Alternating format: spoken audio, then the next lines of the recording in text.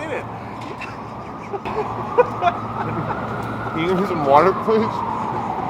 Here, you can have some of this peanut Oh my juice. God. Hey guys, it's Luke. Today we are going to be talking about the names of unusual Chinese foods. There are tons of Chinese restaurants, really great Chinese restaurants, authentic Chinese restaurants here in New York City. So we're going to be looking at those unusual dishes with unusual names, and we're actually going to try them. We're going to talk about the culture behind them, where they come from, where the names come from, and then we're going to actually go out and talk to some people. We're going to have them try the dishes. We're going to have people say what they think about the dishes. So stick around, it's going to be interesting.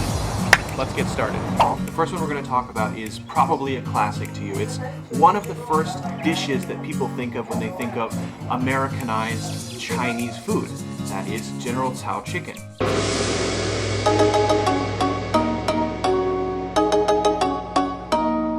If you didn't see this on the menu, do you know what this would be called? General Tso's chicken. General Tso's chicken. Everybody knows what that is. But do you have any idea about the General Tso's chicken, where it comes from, or anything about it?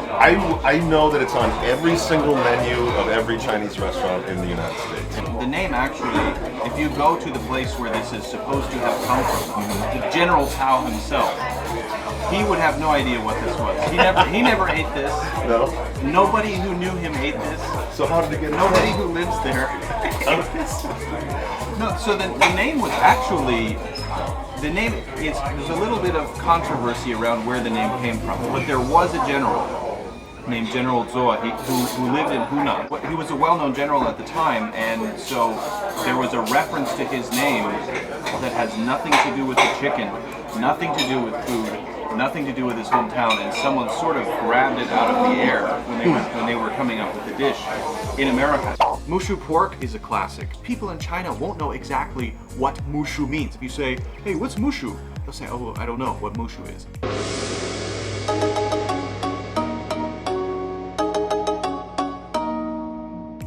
When you look at this dish, does it give you any idea about why it might be called mushu pork? No, I have no idea. I don't think any American has any idea why it's called mushu pork. Mushu originally comes from a flour, which is called devilwood, the devilwood flour. Okay. It has a Latin name, but it's not important. Agreed? Right. So basically, it's supposed to evoke a feeling of, all right, this is a kind of flour dish. Not that it has flowers in it, but sort of the aesthetic of flowers. I see. When you look at it, it's kind of a mix of different things. So visually it resembles the flour. It's supposed to summon it, call it to mind, Oh. which is to give you that feeling of this is going to be delicious. So is there an actual dish with that name in China? I guess is the question. That's a really good question. I've never seen. I'd like to pull the audience. Anybody ever seen mushu pork in? You guys ever seen mushu pork in China? I think so, yeah. From the north part of China. It's a pretty famous and very stable food. But it's called mushu pork. Yeah, mu xu rou, yes.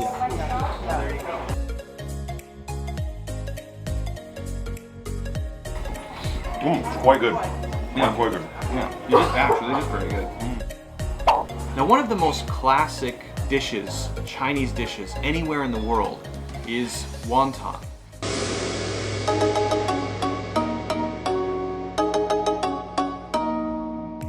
What would you call this?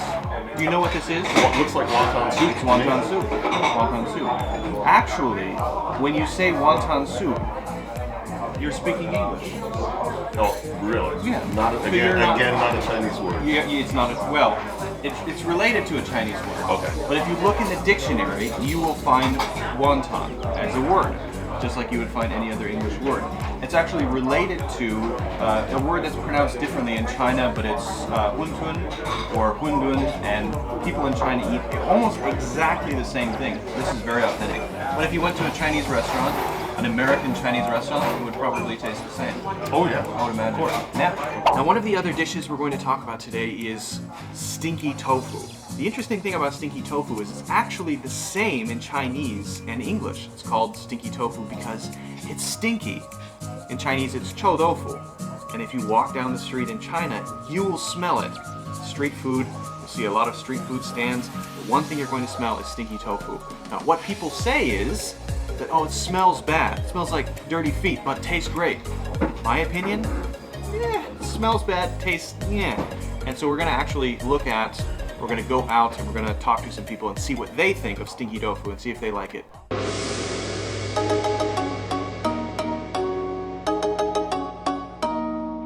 What do you think? Is it a meat? Some kind of brownie. It's actually called stinky tofu. Oh, really? Yes. It's not that stinky. Not that stinky? As I'm chewing it, I feel it's stinkier.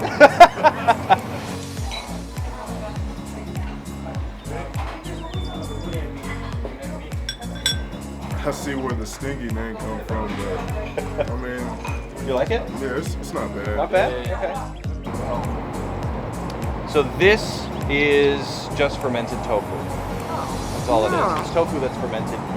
This is very mild. Okay. If you're on the street in China, this would be very, very stinky. Can I have water? You did it.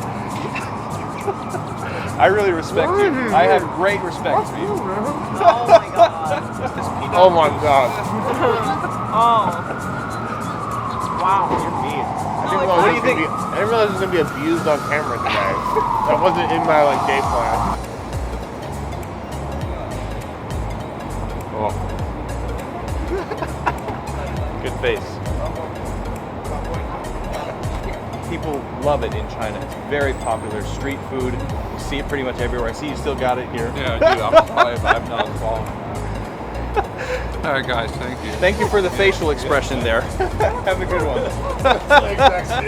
One dish that a lot of people here in America probably find pretty strange is 1,000-year egg. It's also called century egg. In Chinese, it has a totally different name. The meaning is different. It's pidan. So actually, pidan is skin egg, but in America, it's called 1,000-year egg. That's what it's called in English. Why is it called that? Because it looks like it's been aged for 1,000 years. Of course, it hasn't.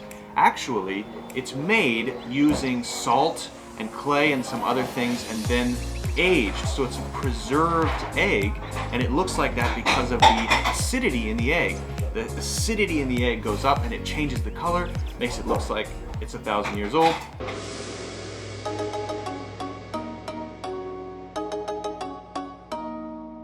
You like it? Yeah. Yeah. Cool. And it doesn't lose its bite. It's not mushy. Right, it's not Which mushy. is good. Yeah, yeah. Salty. Salty, spicy. If you were going to guess what that's called, what would be your guess? It's like a turnip a little bit. Oh, it looks like a I think turnip? it's egg. It's like pickled egg It's or something. Good, very good guess. It's pickled egg.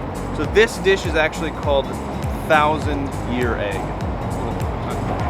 I think I'll pass on that one. But it's actually not 1,000 years old. It's like a gelatin almost. You could see through the egg. It's clear. Exactly. So if it's not 1,000 years old, then how would you guess it's made like this? I think that's beyond my comprehension. Try it.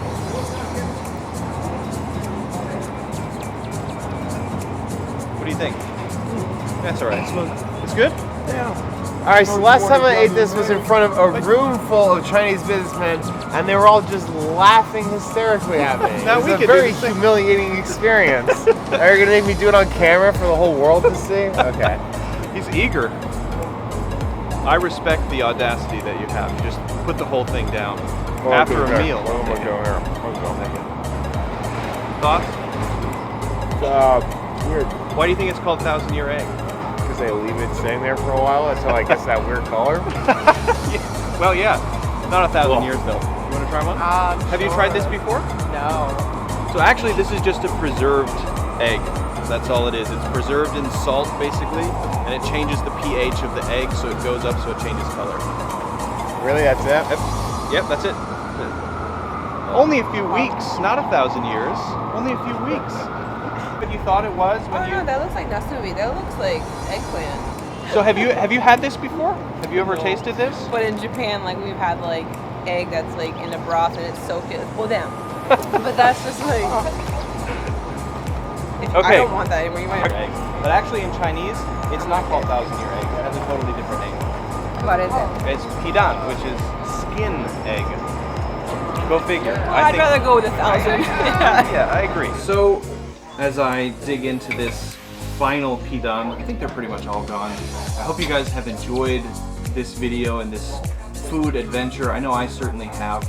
I think from talking to everybody on the street, we can see that learning the name of something is just the first step. It's actually getting into it, trying the food, when you really start to understand and feel food, the culture, and make connections with other people. So again, I hope you guys enjoyed it.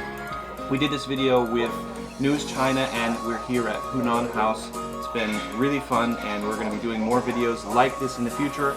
Send us your ideas, and we will definitely try to get to them. All right, guys, thanks for watching. I'll see you next time.